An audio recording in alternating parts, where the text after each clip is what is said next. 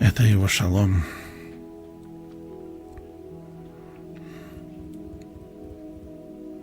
Это покой.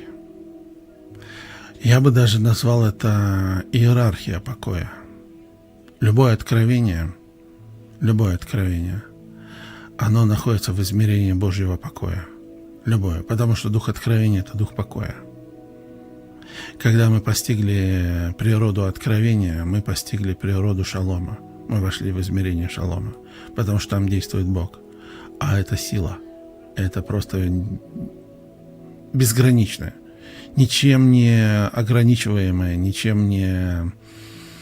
Нет таких мер и нет таких рамок, которыми можно было бы ограничить или описать эту силу. Да? Это безграничная сила Бога. Вот так вот. Поэтому, когда мы входим в измерение силы, да, мы входим в измерение покоя. Когда мы познаем и получаем откровение, да, о том, что есть такое место, где мы постигаем все через откровение. То есть наступил такой момент, когда я получил откровение об откровении. Вот так вот, да. Когда я получил откровение о том, что нужно проникать в измерение откровения и ходить путями откровения. И каждый раз, когда я вхожу в откровение, я бегу от этой суеты. И вот это слово «странник вавилонский», да.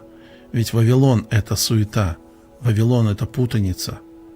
Там, где все хаос, там, где все спутано, там, где все потеряно. Это мощное откровение о том, что мы находимся в измерении Духа Божьего шалома. Вот так вот.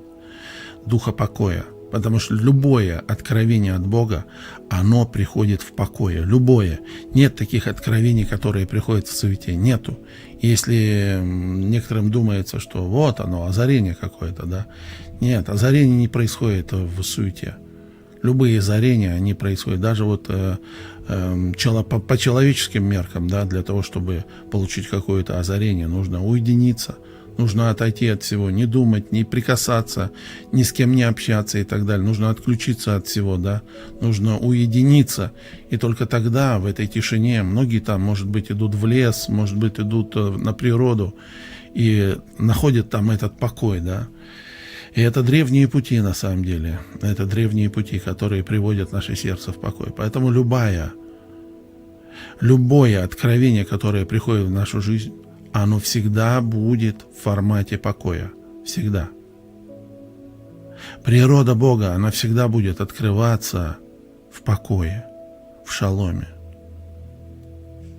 Любая иерархия в этом мире, да, это иерархия потери покоя.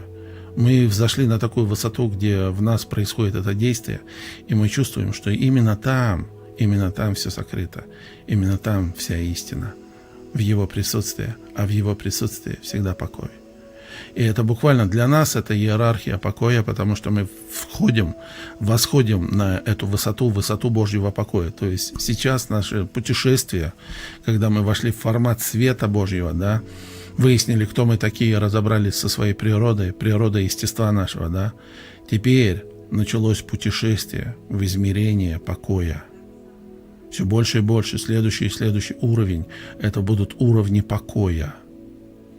И когда мы оглядываемся назад, о чем говорится в Агее, да, мы видим с точностью да наоборот.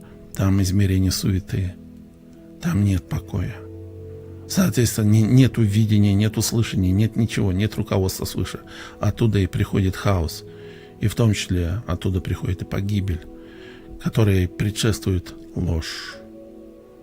Ложь от врага. Потому что Слово Божье, оно всегда происходит в покое. Всегда. Это 7-й день. Это суббота. Это суббота.